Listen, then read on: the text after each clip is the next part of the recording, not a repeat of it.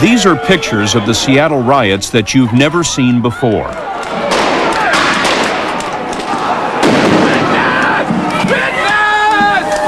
They were shot on home video by the anarchists themselves.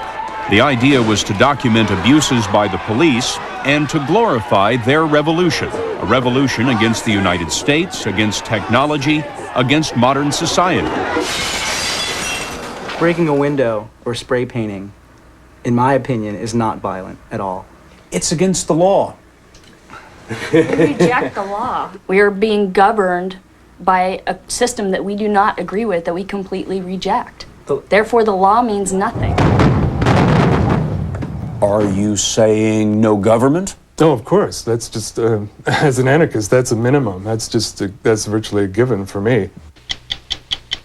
Who were those masked men and women in Seattle? Those violent demonstrators who attacked downtown, toppled a police chief, and wrecked the Clinton administration's cherished trade conference? The Seattle police thought they had the meeting of the World Trade Organization all figured out. They spent months negotiating an agreement with the major protest groups. But one small band of protesters came to town with masks on their faces and destruction on their minds. They are the New Anarchists, and when Seattle was standing on the brink, they gave it a shove. The meeting of the World Trade Organization seemed doomed from the start. Hey, hey, ho, ho. WTO has got to go, hey, hey. The WTO writes the rules of world trade. It has enormous influence on environmental protection and labor rights. Tens of thousands of protesters hit the streets, representing everything from sea turtles to steel workers. The anarchists were a tiny fraction of the thousands who marched on Seattle, but they were a catalyst. Their hammers shattered any hope that the World Trade meeting would recover from its chaotic start. Hey, hide your cameras! These are pictures of the Seattle riots that you've never seen before.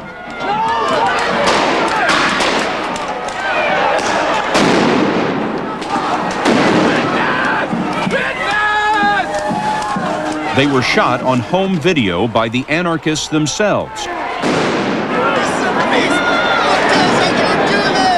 have to listen to my boss. I have to torture people. The idea was to document abuses by the police and to glorify their revolution. Our streets! A revolution against the United States, against technology, against modern society. I've always wanted to be in a revolution, and we are not afraid. I'm thrilled to be here. Yeah, Disney World. This is Seattle Police Chief Norm Stamper, 4 days before he resigned. There's one group in Eugene that is claiming credit for all of this. They're basically saying that they disrupted, if their effort was to close down WTO, but they were successful in disrupting it. They were successful in trashing our city. Stamper was talking about Eugene, Oregon, the home of about 100 militant anarchists who advocate violence against big business. They live in a communal neighborhood, living essentially hand to mouth. We sat down with several of them. They told us that they believe corporate greed is ruining the environment and enslaving mankind. How many of you were in Seattle? 4? Maybe, maybe not? You don't want to be known as having been in Seattle? Yep. What are the masks all about? Solidarity. Effectiveness. I'm sorry? Effectiveness. Effectiveness? Yeah, we want to pose a credible threat to the biggest, most powerful people in the world. And when that's the kind of work you want to do, and you want to do it over your whole life, you want to be able to keep doing your work without quickly being apprehended and being sent away to jail for a long time. In their Eugene neighborhood, they take pride in a subsistence lifestyle. They tore up this parking lot and turned it into a garden. There's nothing a revolutionary likes better than broccoli. And most of them are vegetarians. Many of them went to college, and a few have jobs to buy the things they need. But they spend as little time as possible in the capitalist world they reject. What does that get you? Smashing the windows of a Starbucks or a Nike store? What's the point? Economic incentive to not hold meetings like that at all, much less in the Northwest, and psychological incentive to reconsider the kind of society that we live in that fills our world with Starbucks and McDonald's. You look at the pictures, there seems to be a lot of anger there. And frankly, I don't understand where it comes from. Love of people, love of the living world, love of life in general. Love of life. It's It didn't look like love on TV. Rage at the destruction of the things that are most important and about the survival of the planet and us as a species and every other species on this planet that's being decimated. Let's be frank here. What I'm hearing you say right here in this interview is that you advocate violence. We don't consider... No, yes, I see head shaking both ways. I consider property itself, private property, to be a form of violence. I consider the state to be a form of violence. I don't think that destroying that which maintains violence to be violence. Breaking a window or spray painting, in my opinion, is not violent at all. It's against the law. We reject the law. The law was not decided by us. We are being governed by a system that we do not agree with, that we completely reject. Therefore, the law means nothing. The nation may have been blindsided by the Battle of Seattle, but Eugene has seen it before. In fact, Eugene police warned Seattle about what happened here last June. It was a World Trade protest in miniature. The anarchists declared war on corporations, on profits, and on what they see as the destruction of the earth. The protesters staged an anti-technology bash that quickly ran amok. They smashed a sign at the bank, proceeded down the street. Eugene Police Captain Thad Buchanan had a riot on his hands. They began blocking intersections surrounding cars and started picking up rocks and filling their pockets. At that point, it was very clear that we were in for a rough time. Angry neighbors got rough with the anarchists. Tear gas flew, and the melee rolled into a city park. The fact that we were into the park fairly deeply and starting to be flanked caused us to withdraw from the park, and they continued to throw rocks and other projectiles at us. Wait a minute. They began to surround you, and you had to retreat for a time? Mm-hmm. Yes. My view of this more militant and violent group is that they are dangerous and violent criminals. They terrorize innocent people. People that have nothing to do with their cause become their victims. The anarchists say the protesters became victims of the police. The overreaction of some cops in Seattle gives the revolutionaries new ammunition.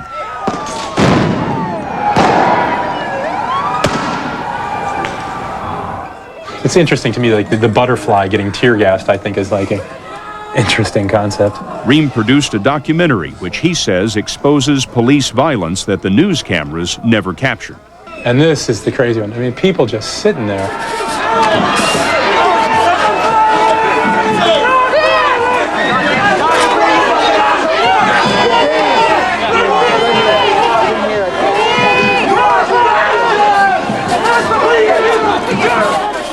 What do you make of the police response in Seattle?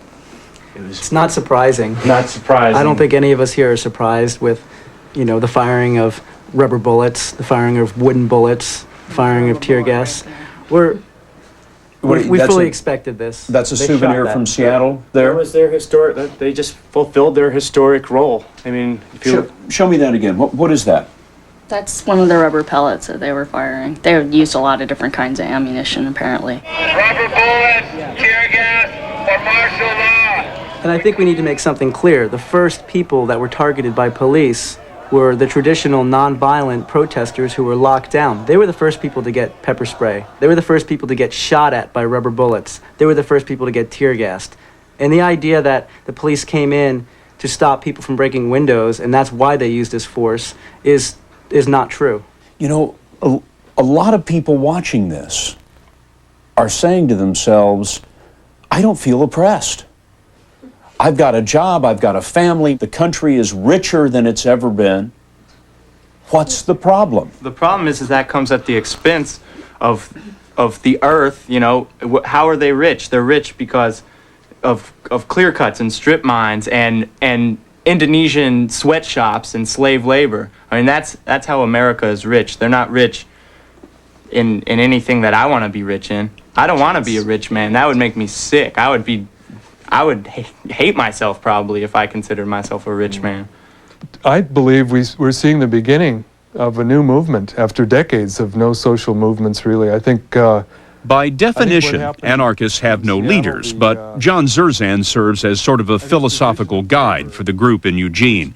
He writes books that advocate the end of the industrial world. Every day, I mean, it's not even headlines anymore. Somebody goes to work and just starts mowing people down. Doesn't that tell us something? What does it tell you? Why does that happen? That there's something fundamentally wrong. There's something fundamentally rotten. This system has to go. Are you saying no government?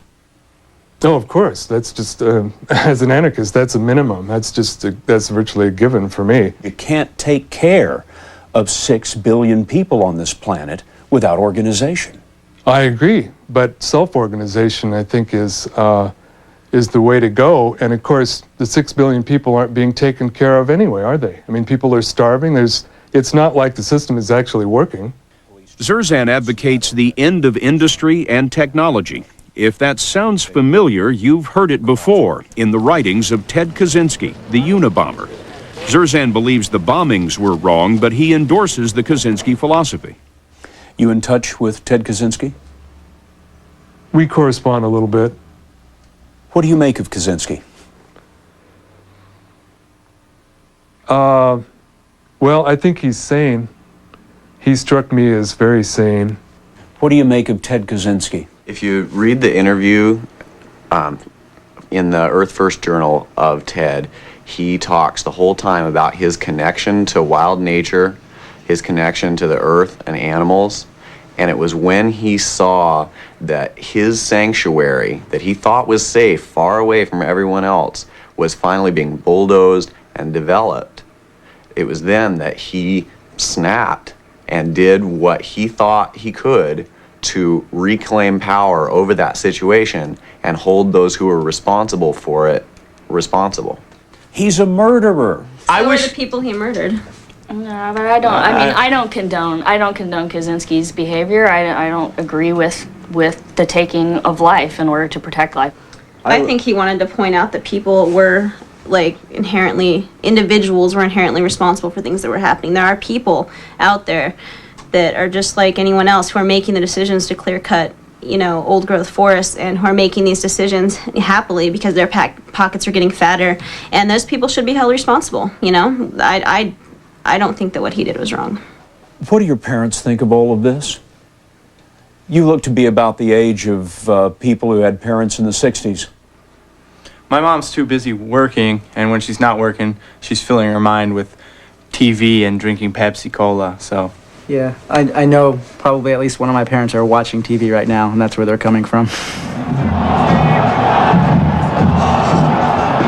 Of course, their parents' generation used to be on TV. That's the irony of the anarchists.